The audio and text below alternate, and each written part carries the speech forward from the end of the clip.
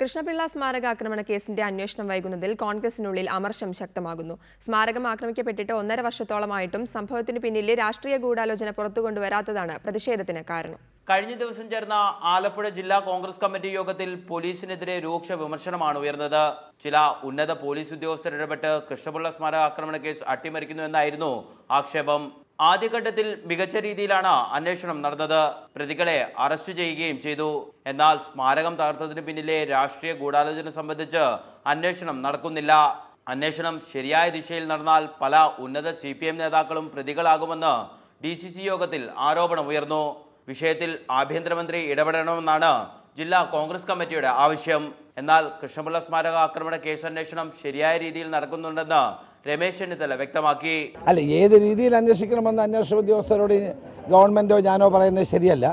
കേസിൻ്റെ എല്ലാ വശങ്ങളും അന്വേഷിച്ച് നടപടികൾ സ്വീകരിക്കുക എന്നുള്ളതാണ്. എന്തെല്ലാം അന്വേഷിക്കണം, എന്തെല്ലാം അന്വേഷിക്കേണ്ട എന്നുള്ള തീരുമാനിക്കേണ്ടത് അന്വേഷണ ഉദ്യോഗസ്ഥന്മാരാണ്. നമ്മൾ ഒരു നിർദ്ദേശവും കൊടുത്തിട്ടില്ല. അത് അന്വേഷണ ഉദ്യോഗസ്ഥന്മാർ അവരുടെ രീതി അനുസരിച്ച് അന്വേഷണം മുന്നോട്ട് കൊണ്ടുപോകും. 2013 ഒക്ടോബർ 31 പുലർച്ചെയാണ് കണ്ണാർക്കാട്ടെ P. കൃഷ്ണപിള്ള സ്മാരകം ആക്രമിക്കപ്പെട്ടത്.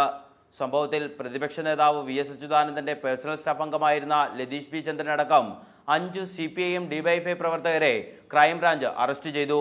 ജാമ്യത്തിലിറങ്ങിയ പ്രതികൾ സംഭവത്തിൽ CBI അന്വേഷണം ആവശ്യപ്പെട്ട് ഹൈക്കോടതിയെ സമീപിച്ചിരിക്കുകയാണ്. രഘുനാഥ് നാരായണൻ, റിപ്പോർട്ടർ, ആലപ്പുഴ.